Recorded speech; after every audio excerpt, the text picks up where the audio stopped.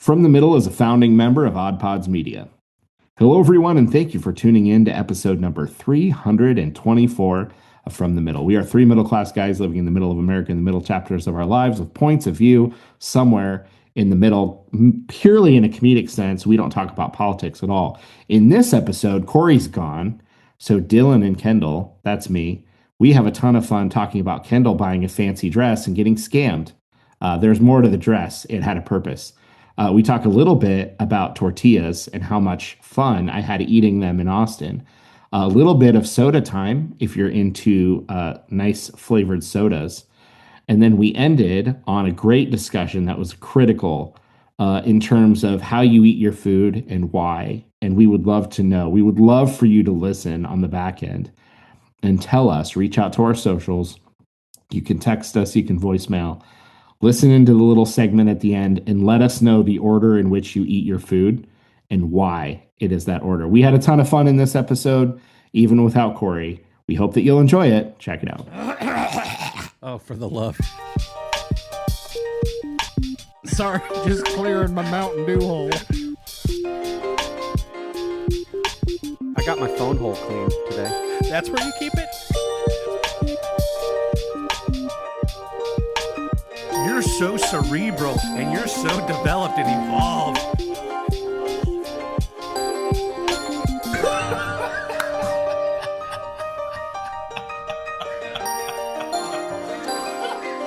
From the Middle after dark over here. Hi, Dillon. Hey, buddy. How you doing? Okay. I just got done doing something I've never done before. And then that is call a credit card company to try to dispute a charge because things weren't going my way. Which I generally frown upon. Frown upon the way a lot of people go about that. Okay.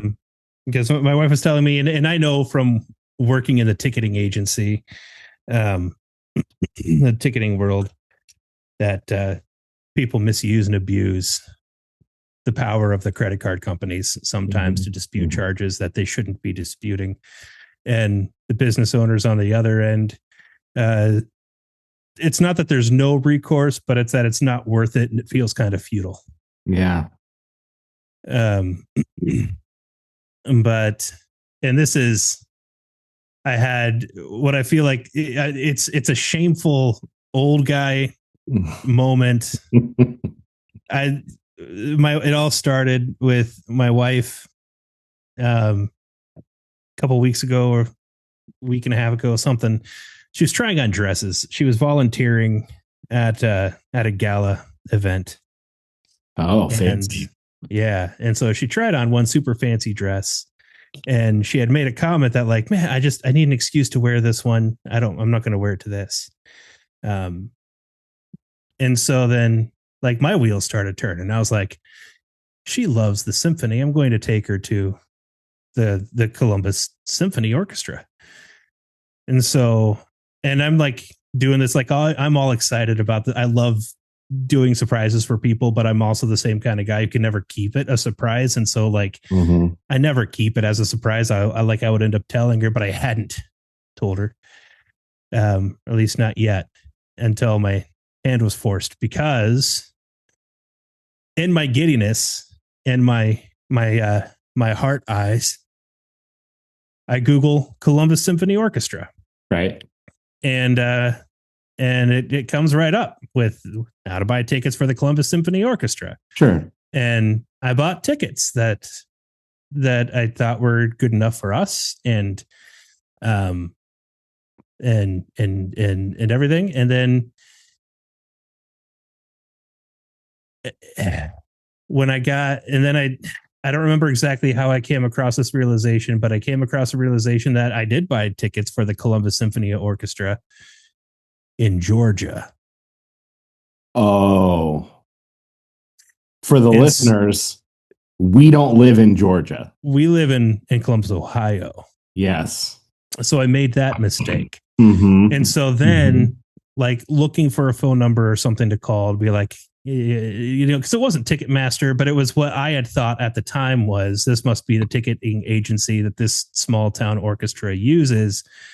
And it's not a professional orchestra. It's a volunteer orchestra. I find that out as well, which is fine. I'm sure they're great. Sure. They're wonderful. If I lived closer to Georgia, I would have used those tickets. Absolutely. And we would have had a great time. And so in so doing, I found out that I did not purchase. I bought from what I did not know at the time was a third party reseller. And I bought tickets, paid like quintuple face value for tickets that weren't going to sell out anyway. Right. Is what happened. And so now I'm like worried. Because I've never heard of this company. It's not StubHub. It's not SeatGeek, right? It's someone else that I've never heard of. And I'm looking on Reddit and I'm finding information, people throwing the word scam around. A lot of people legitimately got their tickets. They're just disappointed that they paid overpriced for them. And then other people who said that they never received their tickets, other people who said that they called the venue and found out that this company had double sold tickets, meaning that somebody was getting screwed and that kind of thing. So I try to call the company that sold me the tickets now to no avail. Tried a couple of different times, sent them an email, got an email like the next business day back from them basically saying, you bought tickets. That's just what happens. It's not our fault. You can try to resell the tickets. And I think two things here. One, I think I'm not going to be able to sell these tickets to somebody because most people aren't as stupid as I am. Like, I'm not going to be able to sell these for what I paid or anywhere near it, even half of what I paid. I'm not going to be able to do that even. And the other thing is, in the confirmation email, they said the expected delivery date of my e-tickets that I'm going to have to print out myself, not even bring it on your phone, put it in your Apple Wallet. It's a print and take with you situation. Not going to get them until no earlier than the day before the event, but they guarantee that I'll get them in time for the event. I'm like, well, then I don't even have the darn tickets that I can. How's this going to work? I can't do an e-transfer because I don't even have that. Like, so you're telling me you're going to give me maybe 24 hours to sell these tickets overpriced to people who can buy them at the box office for a lot cheaper? Nah, not going to happen. And so I took all of that information to Chase and am disputing the charge and shamefully going through it with that person just the whole while thinking to myself that like it's not like I'm 80. I'm in my 40s. Like I know better. I know better. It can happen to the best of us. I love the sentiment. I'm sure Georgia would have been lovely. I got my peaches out in Georgia. You know what I mean? Yeah. Second, I love that you said tickets that would have been good enough for us. Very blue collar sentiment. You know, I got tickets that'd be good enough for me, the likes of me. You know what I mean? Well, yeah, that's how it sounded. And are that's you not how I meant it? And are you saying you've never had a fraudulent charge on you've never paid anywhere and had a fraudulent charge on your credit card? You called to dispute that? I have never. We've had the bank contact us before to say, "Hey, was this you?" And we've said no. But no, I've never caught anything that it didn't happen, or I've never had a situation where something was a wrong amount was a legitimate time and place. Weird. Yeah, this is the first time that I've had to initiate a dispute. I feel like at least twice in my adult life, we've obviously bought something somewhere that somebody took our card details and has placed fraudulent charges on our card, and we've had to call and cancel the card and get a new card sent because we noticed it on the statement. At least twice that's happened to us. Wow. So that's surprising that you're even slightly older than me and you've never paid somewhere that somebody ran off with your card details and tried to buy something. Yeah. Yeah, well, and to be fair, like Amy handles most of that kind of thing. This one was my screw up, and I was like, That's fair. I'm gonna do it. But it was, but it ruined the whole surprise. And it's like, yeah, I mean, I'm gonna still do something and still take her someplace. But like the surprise of, oh, you thought of me in that moment. I just said the little thing, and then you went ahead and did this thing, and now here we are. Like that's over now, right? Because I called her like as soon as I knew that the moment that I knew that I bought them for the wrong city, because the credit card is in both of our names, and she's the one who does most of the banking and that kind of thing. And so I was like, yeah, she's going to end up getting involved in this anyway. So yeah. Well, I'm sorry. Did you end up going to look for Columbus, Ohio Symphony Orchestra tickets? Did you find any? Yeah. No, there are some options. I haven't bought any yet. It's a scheduling thing, but yeah. Okay. Well, let us know what you end up booking. I've never been. I've been to like the downtown theaters, the Ohio and Palace, to see shows, to see stand-up comedy or musicals. I've never been to see like the symphony orchestra. I think they do some outdoor things as well. I've never gone to see an orchestra play like that in Columbus, and I'm sure I would love it. They even do like John Williams theme nights and stuff like that. Yeah. That's like right up my alley, and I've never done it. Yeah, they do some pretty cool stuff. Like I've been a couple of times, and sometimes it's just they have just their normal concerts that they'll do a piece or a few or a series. They'll have a theme some summers, and they'll have a few different in a series. And then other times it's they're bringing in a guest conductor, and he's doing something special with the orchestra, or they'll bring in like a famous pianist or opera singer or something like that.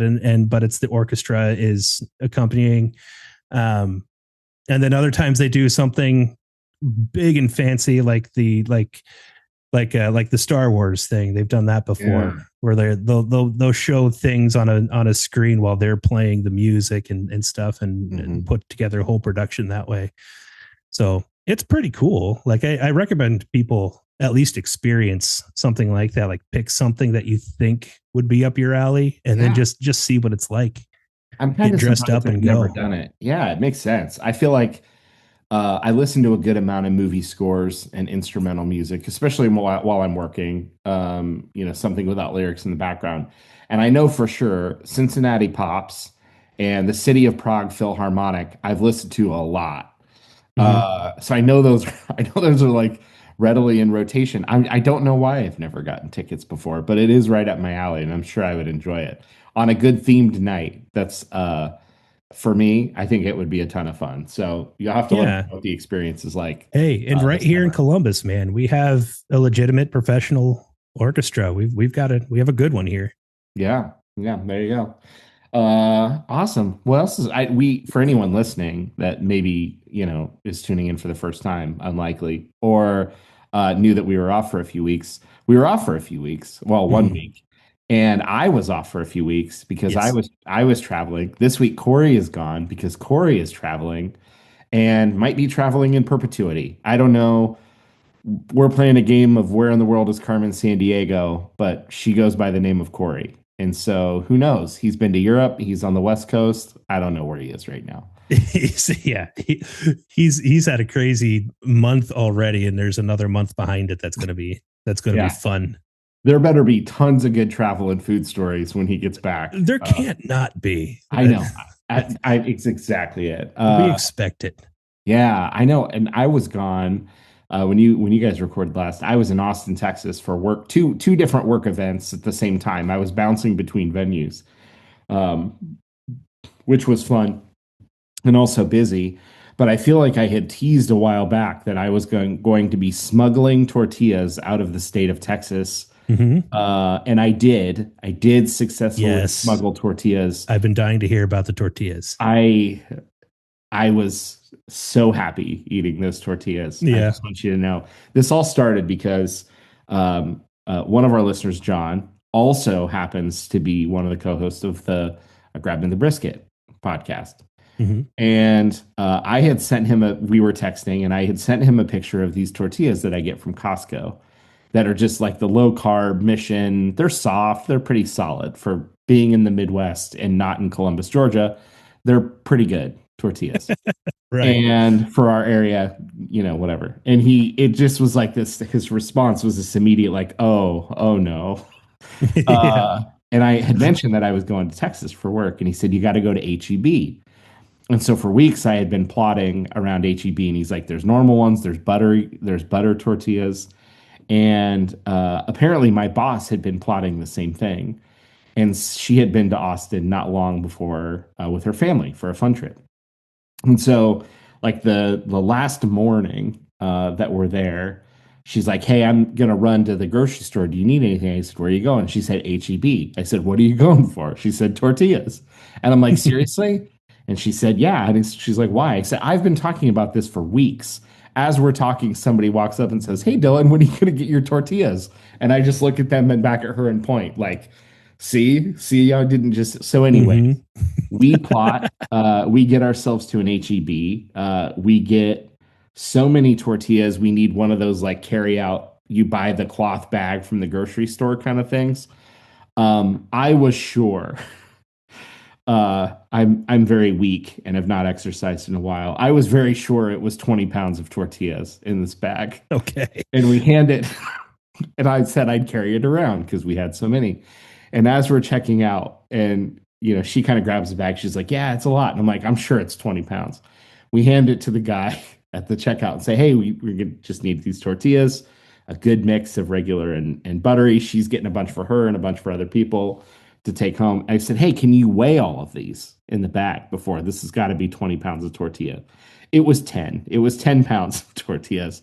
I'm much weaker apparently than I thought, but it gives you a sense of how many tortillas because they're small. They're smaller tortillas in Hmm. like 10 in a bag. So um, I brought them home on the plane, and you could smell them through the bag, the buttery ones especially. Ooh. And my family crushed 4 packs of tortillas in about a week. We were just eating them as snacks. We were making tacos. I was throwing turkey and cheese on them, lunch meat, and a little bit of Yeah. just any combination I could. The tortillas were awesome. Austin was a really great city. I didn't get to sightsee a ton. Lots of meetings to bounce in and out of. But we found a literal hole in the wall in an alley taco joint. We did some Tex-Mex. We did some barbecue while we were there, and had a really nice time. Really, really pretty weather. So the tortillas were worth the trip alone. And now I just need to find out if HEB will ship tortillas to Columbus, Ohio area. Uh, Yeah. I would love that. I have follow-up questions Yeah, shoot. about these tortillas. Hmm. Um, so when John had said, like, we go to HEB, which is like a common grocery store for them. Apparently, yeah. But in their area of the country and culinary culture, fresh tortillas are higher on the totem pole of things that people prioritize than around here.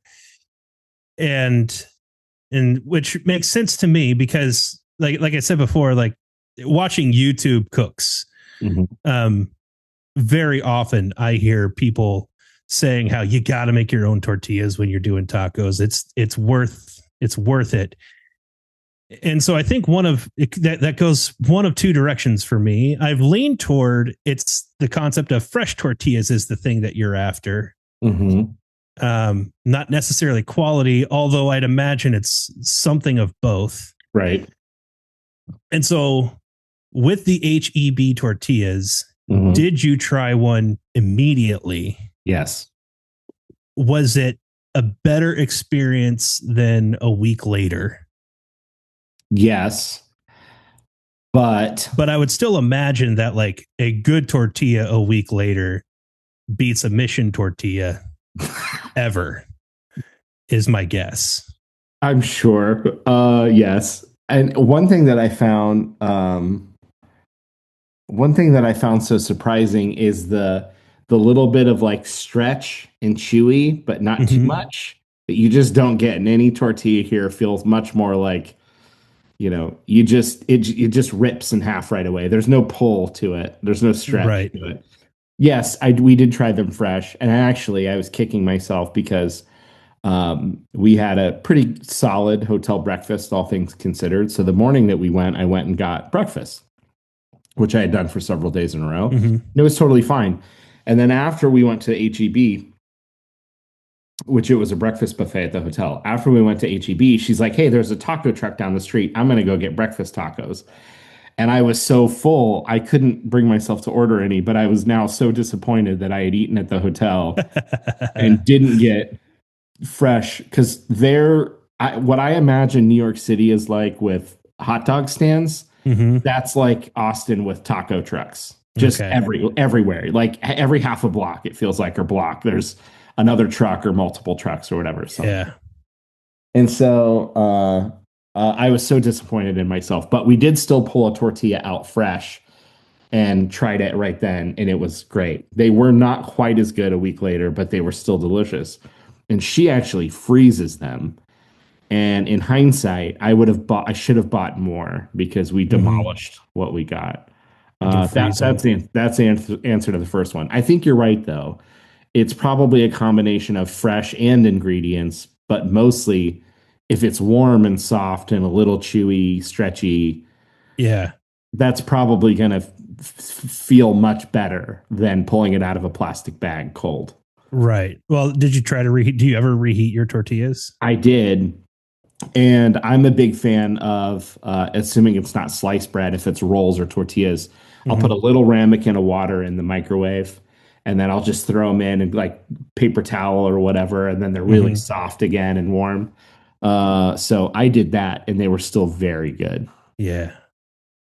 Now I need to try. I've never tried. Well, I mean, I've been to Mexican restaurants around here, and I imagine at least some of them are making their own tortillas, I'm sure. Yeah. if not all of them. So I'm sure I have, but certainly I've never had a home experience with a No. tortilla that didn't just come off the shelf at our local Kroger, which are not fresh tortillas. Right.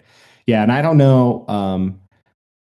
I've been to we have Chewy's, which is Tex-Mex in Mhm. Columbus, and I know they have a little booth over in their corner. They're making tortillas Yeah. behind a little glass window, and those are good. Those are certainly good. But there was something to this, especially the butter ones. Yeah. Oh gosh, you can smell the butteriness through the package.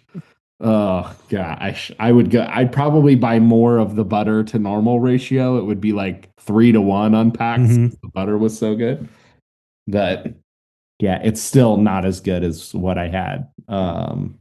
So if you go to Austin, you need to add or text anywhere where there's an HEB. You need to go find some fresh tortillas. Corey's going to Austin soon, and now I kind of want him to like. You need to bring. Can you bring me some? Yeah. I'll pay Yeah. you extra to bring me back some. Yeah. I will pay for the extra suitcase of tortillas that I want.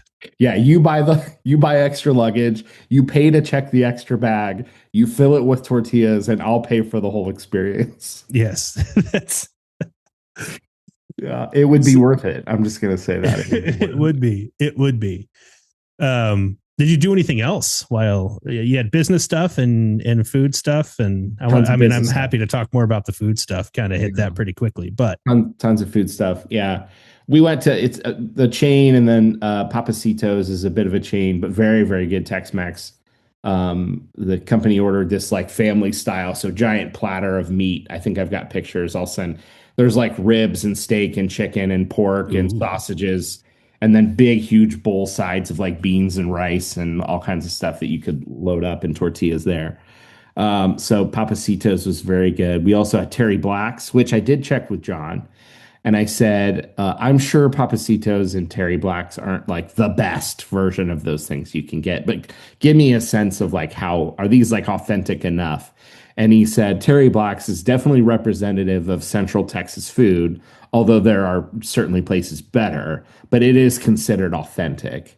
And so we had very good barbecue there.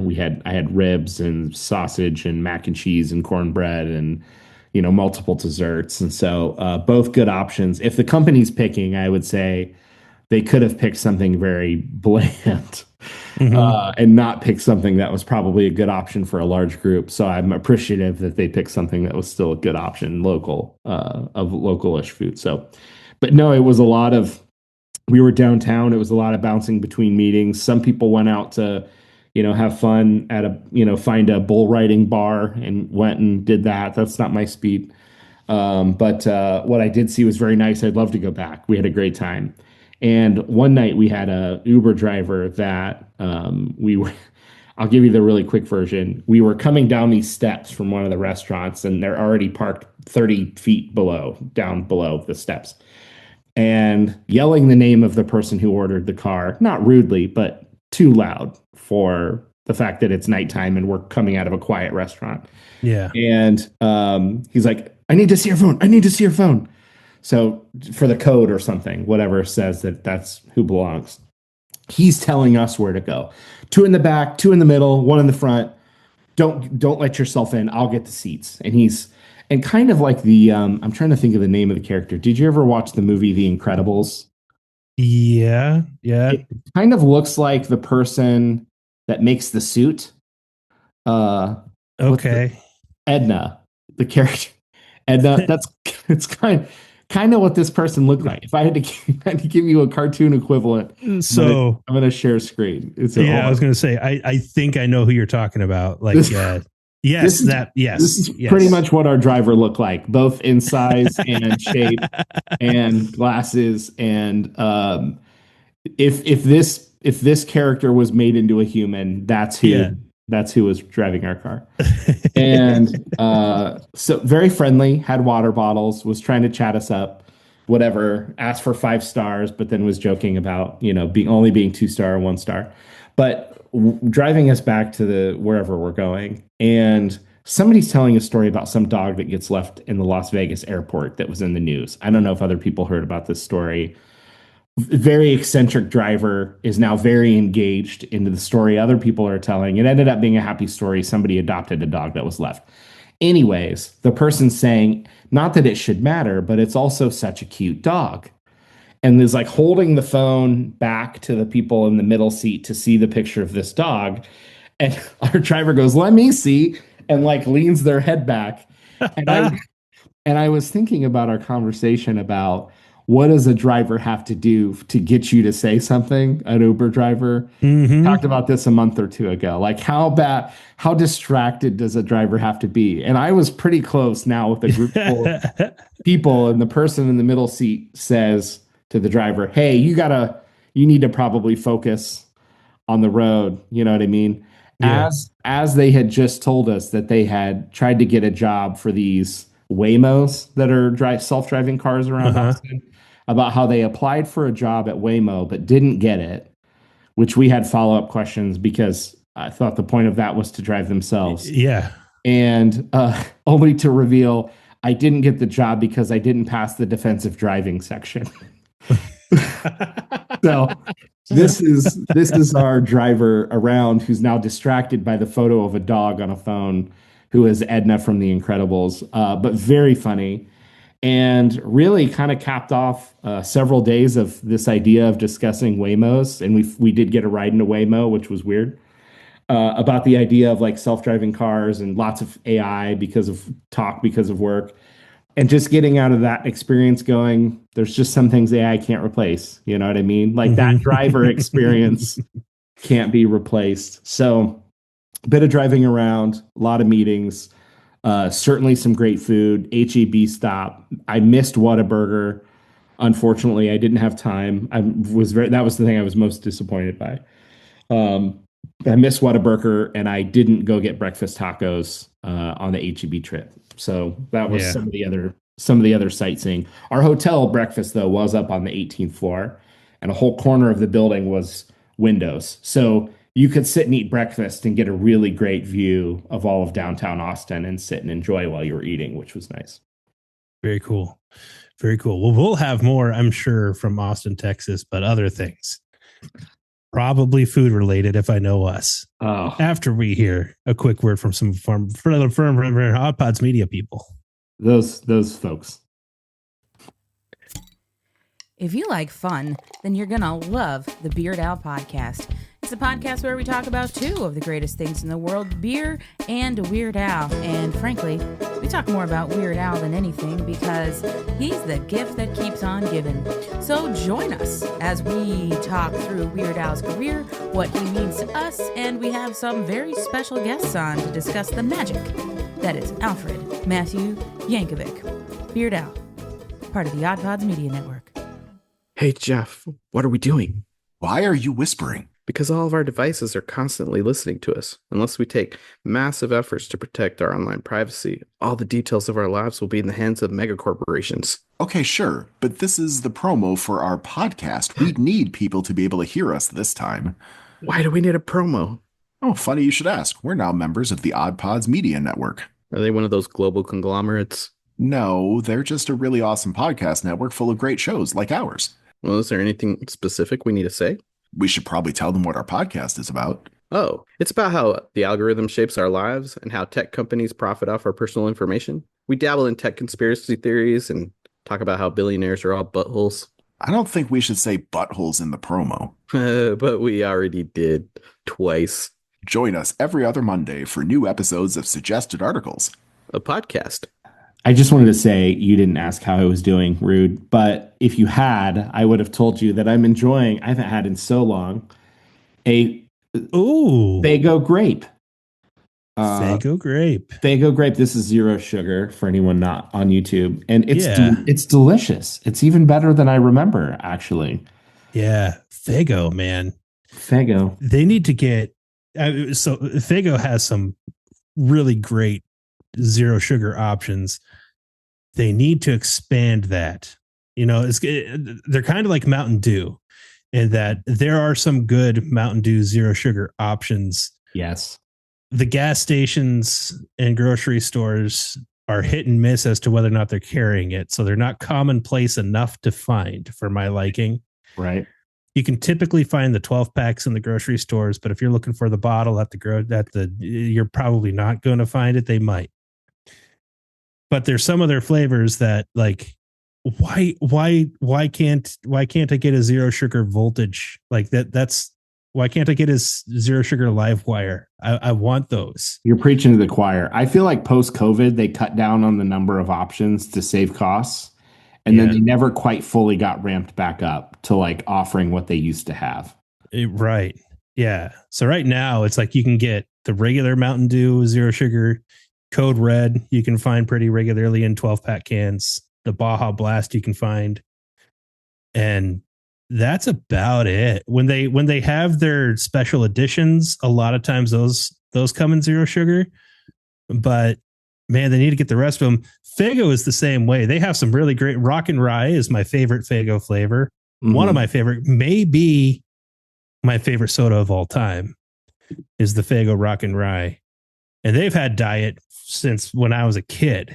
I've never even heard of that. I'm going to look it up while we're talking. I was going to also throw in Baja Cabo Citrus is very good. Yes. Yeah, that I've had zero sugar before. You said Faygo Rock and what? Rock and Rye. Rock and Rye.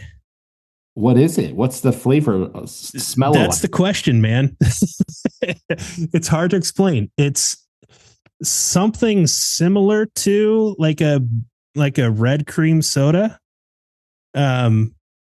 So if you think that, if you're expecting a red cream soda and you buy it, you won't be disappointed, but it's not quite that. It's like more dark cherry-y kind of flavor to it. It's interesting. You're kind of reminding me of Cheerwine. It's not, I'm not a big fan of Cheerwine. It's not Cheerwine. Huh. Okay. But I mean, it's more creamier. It has a creamy flavor to it as well, which Cheerwine doesn't have. Yeah. Maybe it'd be like a Cheerwine if Cheerwine had a cream version. Is it like the Dr. Pepper cream one that's out right now? What's the new Dr. The strawberries Pepper? And cream one? No, not that one. Dr. Pepper cream something. I think it's just cream. No, it's not quite that. It's got more. It's got a little bit of like red fruitiness to it. It's something you just have to experience, I think, because it's I want to say it's like a strawberry kind of cherry thing, but they have a strawberry that's really popular. That's what their Red Pop is. Faygo Red Pop is cherry or strawberry. That's good. You should try it sometime. They sell it at Meijer around here. That's the thing that I wanted to talk about. They sell it at Meijer around here. Often there's a Meijer near us on Broad Street that always has Rock and Rye Zero Sugar. And when they do, like my parents, Rock and Rye is a Michigan brand, and my parents are from Michigan. And so like as a kid growing up, we often had Rock and Rye whenever we could find it. And Meijer is a good place to find it. Another Michigan company. So all of that kind of drives. But you said Rock and Rye is a Michigan brand. Did you mean Faygo is a Michigan? Faygo is a Michigan brand. Faygo. Okay. Right. Yeah. So is Faygo not available everywhere? I don't know. Meijer is the place that I can consistently find more flavors than at Kroger. I'm going to ask Google AI and see if it knows. Primarily a regional brand, but is available nationwide through specific retail chains. Interesting. I would have never.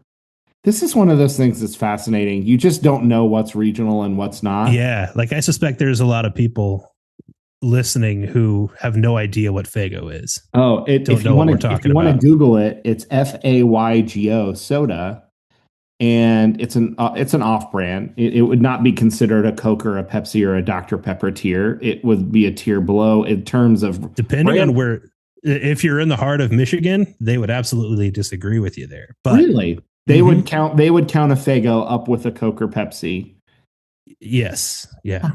Yeah. There are people where Faygo is their cola of choice.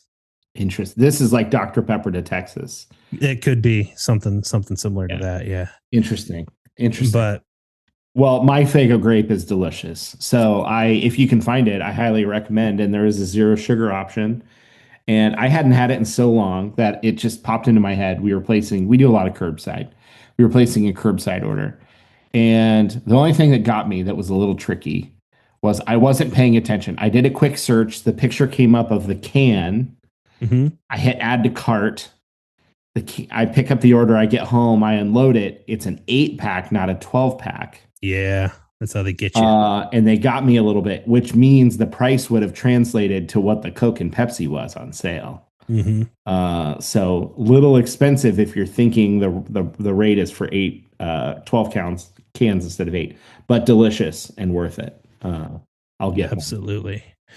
But speaking of Meijer, which is not Myers, by the way, it irks me a little bit. There's just a little part of my brain that just goes, ugh, when I hear somebody put an S on the end of Meijer. Is it the same with Kroger? And when I hear somebody put an S on the end of Kroger. Does Aldi have an S? No. It's just people say Aldi's too. Yes, they do. I've heard that one as well. It's also not Legos. It's just Lego. Right. Unrelated to groceries. Yes. Now we're talking about the proper plural of things. Okay, sorry. Go ahead. I'm derailing. No, but like Kroger, right? And all of you, I think, probably know what I'm talking about here. It's not Kroger's. I didn't go to Kroger's. I went to Kroger. Right. And a little piece of my brain, little noise in my head just goes when somebody says Kroger's, Myers. And then I made an audible noise when I was in this store because I had never heard anybody S this store before that I was in. And I made a loud noise with a grunt that was involuntary. And I wanted to slap the phone out of the person's hand who was talking on the phone, telling their friend or loved one whoever that they were at Costco's. Oh, come on. I can ignore the Krogers and the Meijers. And I'm now Googling a bunch of stores. Apparently JCPenney doesn't have an S. I always heard JCPenney's growing up. Yeah. That doesn't. But Costco's? Come on. I'm at Costco's right now. And it wasn't, and a lot of you are probably thinking it was some sweet little old lady, and sweet little old lady gets a pass. It wasn't. All right. It was someone my age, someone who knows better than to buy tickets from a scammy website. It was somebody my age Yeah. using the word Costco's. I don't understand. I don't care for that at all. I didn't either. Also, is giving an old lady a pass ageism? I don't know how that works. I don't care what it is. Okay. It might be. They said Costco's. Did you say anything? Did you ask? I didn't. I wanted to. I involuntarily groaned out loud when I heard it. But I doubt that they know what I was groaning at. I told my wife was there with me, and I told her what I had heard. Yeah. And I don't know. She's not as crazy as I am. Well, people were probably staring at her gala ball gown. I hope that she was kicked right out of there. Yeah. I should have told the manager. You should have asked, hey, I co-host a podcast and we like to pick apart social etiquette things. Did you say Costco's? Did that word slip out of your mouth and you regretted it? Or do you think it's Costco's? Do you prefer to say Costco's? Because it creates an itch in Kendall's brain that he can't. That's scratch. right. Did you say a stupid thing, or are you a stupid person? Which one? Which one is it? Which one is it? I can get you help either way. I'm now going to be Googling the names of stores for the rest of the night, trying to figure out which ones have an S and which ones don't. Oh, boy. Oh, man. I don't know. I do remember the commercial Hills is where the toys are. That one does have an S. Yeah. JCPenney does not. Sears is Sears. Right. What other ones? I mean, there's like restaurants like Ted's Montana Grill, things like that. Like people just must think that like if it's presumably a name of somebody, although Costco is not a name, but if it's presumably a name, then maybe it makes sense in their head that it should be possessive. I don't know, but Sam's is plural. Sam's Club. Yeah. Sam's. What else? BJ's has. Well, so the JCPenney thing is interesting because when I grew up, I knew that it was JCPenney, but people shortened it to pennies. Right. Right. My mom would say, I'm going to Pennies. Yeah. But if she was going to JCPenney, I don't think she ever said JCPenney's. It was either JCPenney or Pennies. JCPenney, founded in 1902 by James Cash Penney, has historically been colloquially, I'm not going to say that, referred to as pennies or pennies. The possessive form was common in pop culture and signage for decades. The chain was originally named the Golden Rule Store. I don't know. All right, so that one's on them then. Right? They had it on their own signage, pennies. I guess if it did, then yes, that would be on them. I want an example of signage, JCPenney signage that says pennies. Yeah. That would be pennies. I'd be curious to know. That can't be. Hold on. I mean, are people walking around Texas going to HEBs? Does anybody say HEBs? I'm sure that's got to be John will weigh in. That's got to be a thing. Is this? Oh, they didn't even. I assumed in my head that it would have been an IES, but it's an EY apostrophe S. I don't know if any of these are legit or if this is people like being funny with like AI and who knows these days, Photoshop and stuff like that. I don't know. I mean, I feel like most of the signs say JCPenney. I don't personally remember having ever seen any signage that said pennies. Yeah, I never saw it but I would believe that maybe they tried to use that as marketing at some point in time. Yeah, that wouldn't shock me at all. Yeah.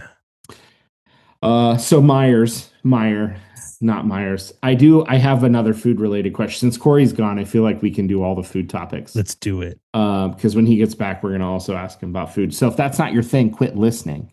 We didn't want you here anyways. I'm just kidding. We definitely need you to download every episode. Okay. So I had an observation earlier and I was talking to my wife about it. Something that I noticed that her and I do differently every time that we eat. We do it in the opposite order. Okay. So that's going to tee up the drama and the tension here. Yeah. But I'm gonna ask you this question. I'm gonna set up a scenario. Okay. Mm-hmm. So you're sitting down at dinner, whether it's at home or a restaurant, doesn't matter. And food is set down in front of you at the same time. A main, an entree, and a side. And Okay. I'm gonna give you three examples. You're not served all three at the same time, but you can imagine any one of these scenarios. So you're served either a burger with fries or a sub with chips Okay. or steak or chicken with some kind of veggies on the side. Doesn't matter. Asparagus, baked potato, whatever you want.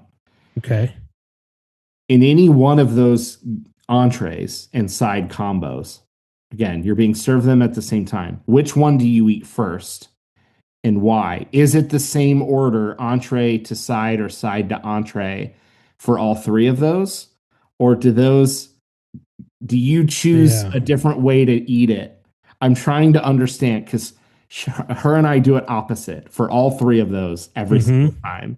And we have different reasons for why we do it the way that we do it. Yeah. So if we start at the top, burger and fries, set down in front of you, what are you eating first? The burger first. And interesting that we've talked about this before, something that I didn't think about of myself until I was married and Amy pointed it out, that I'm not a eat here, eat some burger, eat some fries, eat some burger. So I'm a finish the entirety of one thing before I move on. And I do that with every kind of meal. When you say we've discussed this before on the podcast, or I think we've discussed this before on the podcast, but okay. 324 episodes in, who knows? Who knows what we've talked about? But so if that matters at all, it's not just a where do I start? It's also like, what am I going to finish first? Okay. Burger and fries, burger first, for sure. Okay. Sub and chips. Yeah, the sub. And then steak and some kind of vegetable, or chicken and some kind of vegetable side.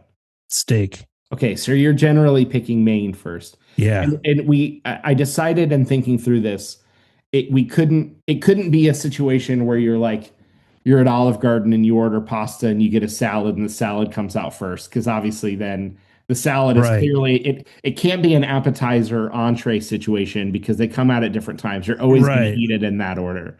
So it has to be. I mean, there are some exceptions. Like if there's a slice of garlic bread served on the plate with the spaghetti, I'm probably eating the garlic bread first.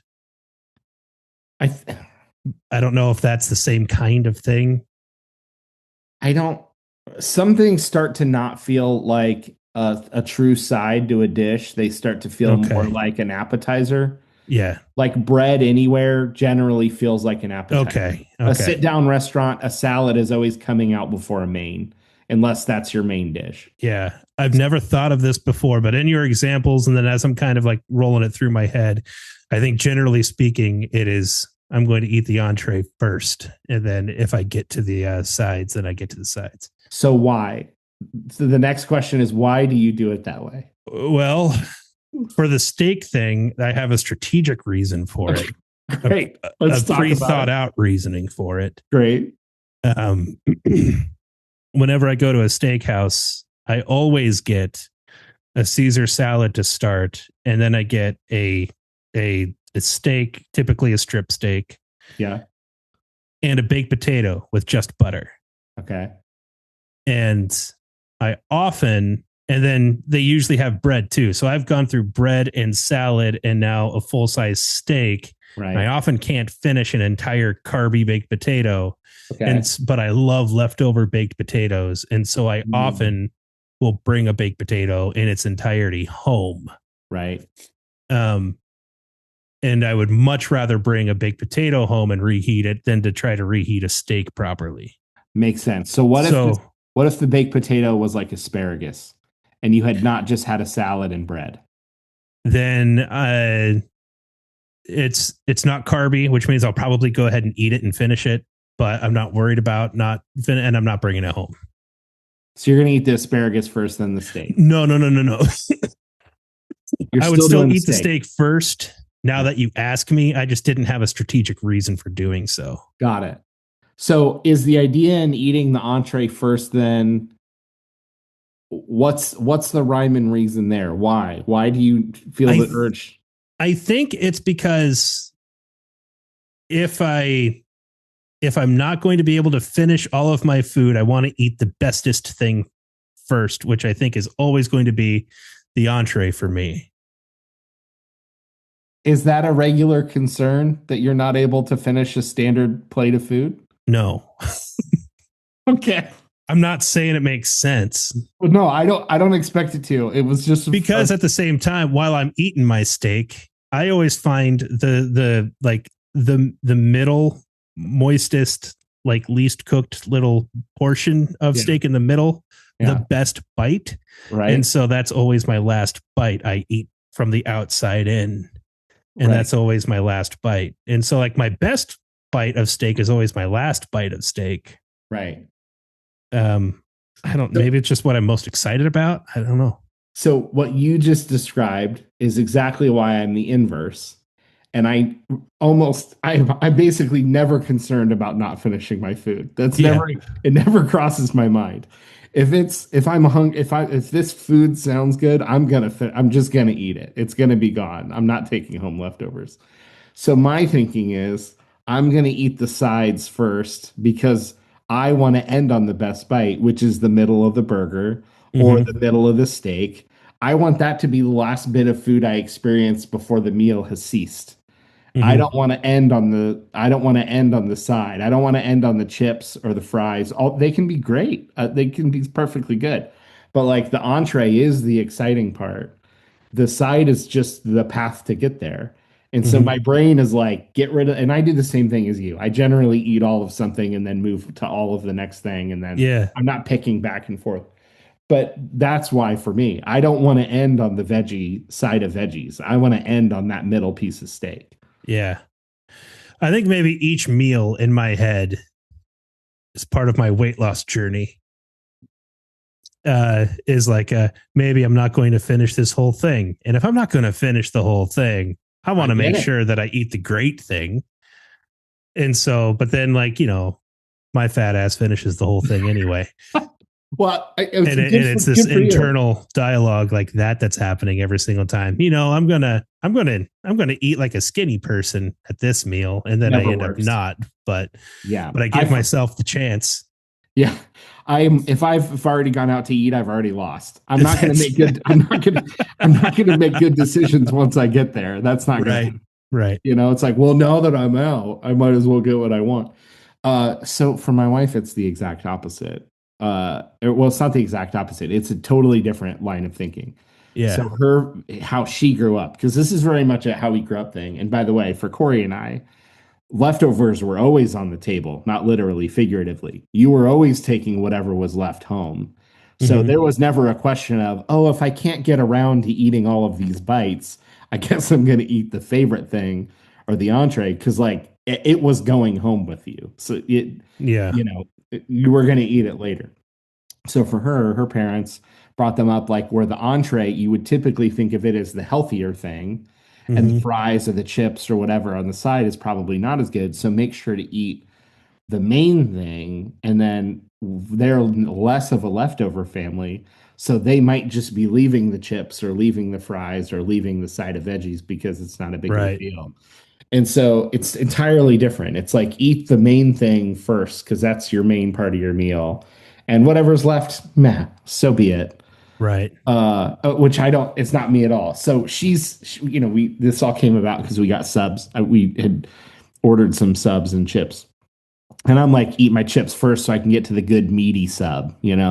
I'm going to end on that. And she's the opposite. Then she gets halfway through her chips and she's like, I'm done, which I don't relate to that either. I'm like, if there's chips left, I'm going to eat them. But as we're talking about it more, it was Dylan's just like, oh, sweet, I get more chips. Yeah. Your chips are my leftovers now. So as we were talking about it more and more, just the difference in like how we think about it was wildly different, which is why she's much healthier than me, I'm sure. And I have the same problem as you. But it was amusing. So now I'm like, I want to ask, I want to see how many people are like me and how many people are like her. I think I'm probably in the minority. I think I'm probably the weirder one. And then I'm like, I don't know. I gotta end on the big, you know, because I'm never worried about, oh, I won't, what if I don't finish my steak? Right. And it's never gonna happen. I'm never gonna not finish Yeah. my steak. What's funny about that is like your way of thinking about it is my way of thinking about it, but for some odd reason, like I don't do it that way. I do it that way with the individual item while I'm eating that item, Yeah. but I don't think of the whole meal in that way. Yeah. I want to end on the middle of the burger. Yeah. That's where I want my meal to finish. You add fries and ketchup, great, delicious, great. Eat them. Burger. Last bite, middle of the burger. That's what I want. And then I'm what done. if you were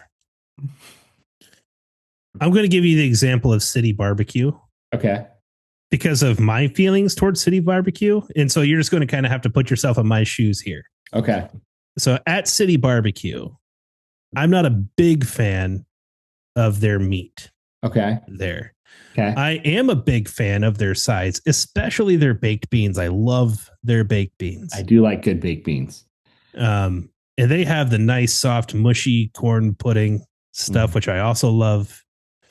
And so that's a scenario for me where I look forward to the sides more than I look forward to the entree. Would you then swap what you're doing if you knew that you legitimately liked the sides more than you liked the entree? Would you then save the sides for last? I think so, because I think the spirit Yeah. of it is what I think the best thing is. Right. And typically the entree is the thing that you actually ordered, and the side is kind of the bonus, right? Mm-hmm. The City Barbecue. So I think in your situation, yeah, if you don't love the meat, I probably would eat the meat, whatever. I would probably rank them of the things I'm least excited about to most excited about if I have multiple sides. Mm-hmm. And I'm going to start with the side I'm least excited about and work my way up to the thing that I think will be the best. Okay. And so maybe my equivalent, like, I don't know why this popped into my head. I could probably talk myself into like going to Red Lobster and eating the Cheddar Bay biscuits and then eating my entree and then finishing on a biscuit. Right. Because they're still sitting there and I know that's going to be just as good as just whatever else I could just save take. one for later. Make sure no one else gets that one. Yeah. If everybody at the table's getting 2 biscuits, you're just going to eat your one, but you're going to grab your other one and just set it off to the side to make sure that everybody understands that's your biscuit. Yeah. I'm 8 to 10 bites away from finishing my food, and the server comes over and I say, "Hey, can I get a refill on my drink and also one more basket of biscuits?" There please? you go. Yeah. And then fresh biscuits are coming out as I'm wrapping up and I'm ending on a biscuit. I don't know why I picked Red Lobster. I rarely eat there, but that was an example of a place with a side where I'm like, yep, I could see ending on a biscuit. That would be that would feel like a satisfactory final bite to end the meal. Yeah. Yeah, I'm with you there. I think that makes sense. I think I could see the baked beans there. And I was trying to come up with more examples of things that just naturally go together, but often something's either more of an appetizer like bread or a salad if you're sitting in a restaurant, or it's too many sides. Like you go to a Mexican restaurant and you get a big burrito and it comes with like rice and beans and chips and queso. And it's like, well, the chips and queso are kind of the appetizer, but then you got rice and beans. You might just dump those on the burrito. That kind of doesn't work. Right. So there's probably more examples, but those 3 felt like the cleanest cut examples of something with a definitive side that's not an appetizer. For sure. Yeah. Mexican restaurants, but is another one where I love reheating rice and beans. I mix them together, refried beans and Mexican rice. Yeah. Together. Those go in the same container and those get microwaved the next day. And it's wonderful. I think a long time ago, my move became, because typically I get burritos, but sometimes tacos. Take the burrito, slide it to the middle of the plate, scoop the beans and rice from one side over top of the burrito, smother it across the burrito, and then just start cutting into the burrito and taking bites of all of it. And then I'm just getting beans and rice and burrito all in the same bites. Yeah. And then I if made I a take casserole. if I take it home, it's still good. It's just now smothered in rice and beans, and it's going to taste fine. Yeah, that's a good way to think about Mexican food, generally speaking, is you can just take it all and just mush it all together, and you made it better. Yeah. Take the beans and rice goop from one side and do a comb over, and then take the lettuce and tomatoes and sour cream from the other side, do a comb over the other way. Yeah. And then you just start hacking into the burrito with everything smothered on top. Yeah. And sometimes if there's plenty of cheese, queso left on the table, I take that bowl and just pour it right over the top. Boom, there it is. So there's really no side there for me. It's like it's all just getting smothered on, and it's gonna be delicious. Anyways, maybe Corey will weigh in. I think we probably have talked about this like 250 episodes ago. I feel like we've talked about this, and Corey and I both kind of end on, but that's probably because we grew up and like came to a mutual agreement at the ages of like 5 and 7. This is how we're going to eat food as brothers, and we just do it. But we'll let him weigh in when he's inevitably back at some point. But now you need to let us know. You need to find out, like, watch what Amy does, watch what your kids do, see if they pick up your habits or if they made their own. Because now I'm just kind of curious. I feel like I need to start asking that question to other people too. Yeah, that's a good one. Scenario: burger and fries gets dropped in front of you. Which are you eating first? And why? And why? The real important piece of the question is why. What's the line of thinking that takes you to make that, forces you to make that decision? Anyways, there you go, people. This is why you tune in for hundreds of episodes. Absolutely. You watching anything? What have we been watching? We just, I feel like there's been so many huge shows that I've never watched, and I won't rattle off a list because I think we've also talked about that before. But one that we had missed was Modern Family, which is like 9, 10, 11 seasons. I don't know. And I don't know why we just never caught it live. And we just started watching that, and that's very funny so far. Yeah. I think we were craving a good comedy, and we're still watching St. Denis Medical. I think I talked about Wonder Man a while back. I did start rewatching An Idiot Abroad, actually on the flight to Austin and back, which is very funny. That's an old show, but it's very funny. And then I know coming up in like a week, we've got the Oscars is going to be on, so I'll probably be watching the Oscars. I've also just video games, so like probably not watching as much, but yeah. How about you? Sports are still going on, and I'm still enjoying that, and teams are doing well, and March Madness is very close to us. We've got tournament championships this week, and then after that, it's going to be bracket time, which, Michigan's locked in as a 1 seed in that bracket, which is exciting. Dusty May's first season as a Wolverine. So he's obviously done a bang up job. Ohio State has been a team on the outside of the bubble for most of the season, but then found themselves on the inside part of that bubble. And so we'll see how things go there. I know I set up a work bracket, and I'm kind of hoping they make it, but I'm also rooting for Miami, Ohio to have a nice run. Yeah. Undefeated season for the Red Hawks. Go Red Hawks. That's awesome. Yeah. Scrubs is back. Never watched the original Scrubs. You never watched the original ones? No.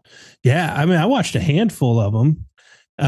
Always enjoyed it when I did watch it, as did my wife. And so we were just literally just Johnny on the spot, sitting on the couch watching TV. And the next thing on was Scrubs, the first episode of the reboot. Yeah. And so watched that, and it was fun. Had the nostalgic feels and definitely fan serviced, which is a good thing in our world. Yeah. And it was fun. It was fun. So sometimes I hear people say if they're in the industry that the show is spoofing, it hits too close to home and they don't like watching it. I've heard that about like St. Denis Medical and Scrubs and some of those shows, like, oh, I work in a hospital and it's actually not funny to me. It's almost like too close to work sometimes, or hits too close to home. Yeah. How does she feel working in kind of a greater medical system Well, situation? I think maybe for her it's a little different. So I could see a nurse or a personal caretaker of some sort watching a show like that and seeing like some of the more tragedy laden storylines hitting kind of close to home. Which Scrubs has always kind of done a good job at finding humor in things, but also like being serious when it needs to, and those sorts of things. But I could still see, like, if it's my work, I don't want to be reminded of bad times. For Amy, who isn't like a personal caretaker of any kind Right. at work, she's works in a lab, right? So she's a lab director at Children's. She thinks more about like the sciencey, nerdy things, and so when she watches something like that, her brain starts going off of like, that is factually incorrect. And that's not how you diagnose that. That's totally wrong. Or they're missing this, that, and the other thing. Like, so she's pointing out like the fundamental inaccuracies of the science behind. Yeah. They have to take liberties in order to make a show happen. And so they take liberties in order to make it more dramatic than maybe it actually would be, or whatever else. Or to like run the storyline along. Let's just like kind of hit bing, bang, boom. This person has this kind of cancer and so long to live. We need that plot. And Amy's over here like, yeah, that's not the way it works. Yeah. But anyway. Yeah. Yeah. I don't have, there's certainly been some shows that spend time in sales or retail or some of the different things that I've done. And it's never really bothered me. If anything, I remember watching Superstore, which was amusing, and thought they're actually spending too much time making the characters be purely dumb. And I wish they had spent a little more time with some of the absurd customer interactions. Like they spend too much time back of house. Like they spend too much time in the meeting room and in the warehouse, and not enough time with some of the absurd things that happen with customers, which is part of the ridiculousness of the whole thing. Yeah. And so I'm always curious. We watched not long ago a pretty funny, more for the adults, but it's on Netflix. It's called Fisk. It's a law firm in, I think, Australia or New Zealand. And sometimes it's fun to like sit with people like your situation with Amy and be like, all right, you work in a law office. Tell me how accurate some of this is. Yeah.